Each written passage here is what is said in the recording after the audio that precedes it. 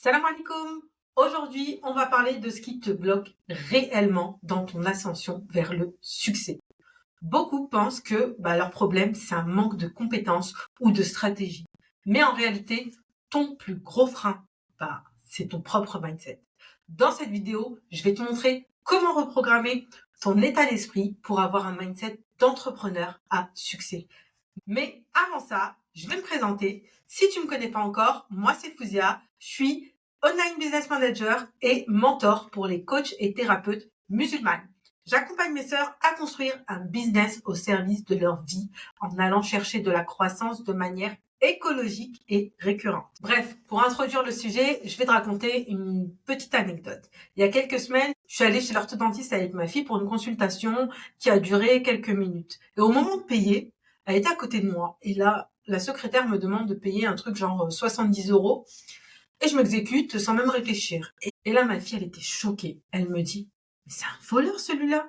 Et donc, je lui dis, alors écoute ma fille, c'est vrai, ça peut te sembler cher et je comprends. Mais ce qu'il nous facture là, ce monsieur, c'est pas juste son temps. Il a fait de longues études qui lui ont coûté cher. Il a fait des sacrifices pendant ses études. Pendant que ses copains ils sortaient jouer, peut-être que lui, il passait son temps à réviser. Et en plus de ça, tout ce matériel là, il coûte extrêmement cher. Il a dû l'acheter même peut-être à crédit. Et donc je lui dis, et pour finir, ce monsieur, c'est le seul qui exerce dans la ville et les horizons. Donc est-ce qu'on a vraiment le choix? Bref, morale de l'histoire, t'es payé à la hauteur des problèmes que tu sais résoudre. Plus tu sais résoudre des problèmes complexes et douloureux, plus tu vas gagner. Et d'ailleurs, tu le mérites en fait. Donc ça, c'est la théorie, ok? Mais dans la pratique, vous avez trop de scrupules à valoriser votre savoir, vos compétences, vos sacrifices et vos résultats. En fait, vos clients, ils sont comme ma fille. Ils pensent que c'est trop cher parce qu'elles ne voient pas la valeur. Et parfois, quand les personnes ne perçoivent pas la valeur, il faut utiliser un autre angle, celui de la douleur. Combien ça va te coûter de ne rien faire? Et plus largement, c'est quoi les dommages collatéraux? Donc, première leçon, estime ta valeur et sois aligné avec. Autrement, comment est-ce que tu veux que tes clients t'estiment? Maintenant, pour y arriver, je vais te proposer de faire un exercice. Prends une feuille et pose tes intentions, tes résultats, tes sacrifices et promets-toi une chose. Promets-toi de ne jamais faire de concessions, de ne jamais brader ton prix en dessous d'un certain seuil. Quand je me suis lancée dans l'entrepreneuriat, je me suis faite la promesse de ne pas vendre mon temps en dessous de 50 euros de l'heure. À l'époque, ça me paraissait énorme. Et la vérité, j'ai tenu. Je me suis rendu des comptes à moi-même. C'était hors de question. Je préférais passer à côté d'une opportunité plutôt que de dévaloriser mon temps. Donc fais l'exercice et tu me diras ce qu'il en est. Maintenant, on va s'attarder sur le mindset. Ce mindset dont tout le monde parle et moi la première. Le mindset, en fait, c'est rien d'autre qu'un état d'esprit qui va t'accompagner ou te freiner dans ton passage à l'action. Et aujourd'hui, je vais te partager deux choses fondamentales relatives au mindset à mon sens. Déjà, la première chose, décharge-toi de la responsabilité de la réussite. En tant que musulmane, tu sais qu'elle ne t'appartient pas.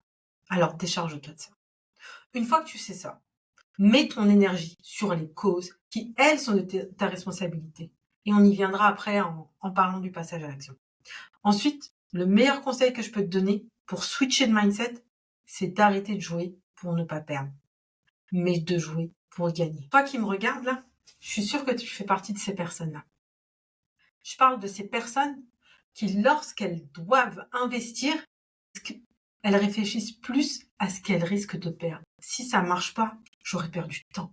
Au lieu de se dire, et si ça marche, je pourrais obtenir ceci ou cela. L'argent, c'est vraiment le fléau de notre communauté. Je vous enjoins réellement à méditer. L'argent doit être un outil à notre service et pas un frein. Alors oui, il faut réfléchir avant d'investir.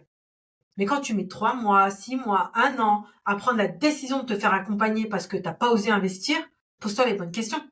À côté de quoi je suis passée? Renseigne-toi, fais salat istikhara et investis. Il se peut que cet investissement soit fructueux, mais il se peut que ça ne le soit pas. Mais peut-être que ce que tu as donné, il était destiné à la personne qui l'a reçu. Et peut-être que ta subsistance à toi, elle arrivera par un autre moyen. En fait, ce que je veux dire, c'est que si tu veux que ton état change, alors prends des risques. sans te mettre dans la difficulté, bien sûr. Mais c'est primordial de comprendre que ton entreprise, elle peut pas avancer plus que toi. Alors forge-toi un mindset en béton et mets ta confiance sincère en. Et toujours sur le mindset, beaucoup de personnes font cette erreur fatale. C'est penser trop petit. Quand je demande à certaines sœurs que j'ai en call, c'est quoi ton objectif financier? Elles n'osent même pas me dire ce qu'elles aimeraient vraiment atteindre, mais juste ce qui leur paraît atteignable. Genre, bah, si j'arrive à avoir 2 000 à 3 000 € par mois, bah, ce sera déjà bien. En fait, ce qu'il faut se dire, c'est qu'en visant l'atteignable, tu obtiendras moins. Je te le dis. Parce que c'est difficile de tirer dans le mille à chaque fois. Alors sois ambitieuse et n'aie pas honte de l'être. On veut que notre communauté, elle s'élève dans toutes les sphères. Alors le changement commence déjà à notre niveau. Vise la lune et t'atteindras au moins les étoiles, comme on dit. Et moi, c'est vraiment un concept que j'ai toujours fait depuis que je suis petite. C'est-à-dire que, voilà, je me dis toujours, vas-y, t'as quoi à perdre? Quand j'ai passé mon bac, par exemple, je me suis dit, je vais aller en école de commerce. Et je savais que j'avais pas le niveau pour les grandes écoles. Mais je me suis inscrite partout en me disant, au pire, j'aurais testé. Et au mieux, j'aurais trouvé une école potable. Et c'est ce qui s'est passé. Ça m'a projeté dans un environnement qui m'a sorti de ma zone de confort et de la médiocrité dans laquelle je me complaisais finalement. Et franchement, j'ai réussi à avoir une situation que d'autres auraient pu atteindre, mais ne se sont même pas autorisés à se projeter dedans. Alors fixe-toi des objectifs qui te forcent à penser différemment.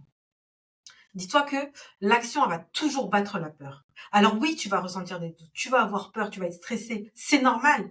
Mais la solution, c'est de passer à l'action. Et je répète toujours à mes mentorés que c'est l'action qui amène la confiance et pas la confiance qui amène l'action. Le passage à l'action, il va te permettre deux choses. Déjà, il va te permettre de créer des preuves que tu es capable et également de te rendre compte que c'était pas si terrible que ça de se lancer. Alors, reste jamais bloqué dans l'inaction. Fais les choses, passe à l'action, corrige, ajuste. Chaque problème se résout en avançant, pas en réfléchissant pendant 10 ans. Et pour terminer sur ce mindset de winner, le meilleur conseil que j'ai à te donner, vraiment le plus précieux, soigne ton environnement, soigne ton entourage. Parce que ton entourage influence directement tes résultats. Et c'est exactement ce que j'ai appliqué dans ma vie. Je me suis éloignée des gens qui m'apportaient plus d'énergie positive. Tous ceux qui m'apportaient de l'énergie négative, famille ou pas famille, je m'en suis débarrassée. Je me suis entourée que de sœurs bienveillantes qui me tirent vers le haut, me poussent chaque jour à m'améliorer, à devenir une meilleure personne, soit en me conseillant, soit en m'inspirant. Et ben dans le business, c'est pareil. Entoure-toi de personnes qui voient que des opportunités à chaque épreuve et pas des problèmes. À des personnes qui sont ambitieuses et qui te tirent vers le haut et te poussent à exceller. Donc pour conclure cette vidéo, si tu veux vraiment exploser tes résultats et exceller, commence à valoriser les problèmes que tu sais résoudre. Agis, même si tu as peur, tu passes à l'action. Arrête de réfléchir et entoure-toi des bonnes personnes qui pensent plus grand que toi. Et dis-moi en commentaire quel est ton plus grand blocage en ce moment. Je serais ravie d'échanger avec toi à ce sujet. Et avant de partir, like, abonne-toi et partage la vidéo à une cis qui aurait besoin d'entendre tout ça.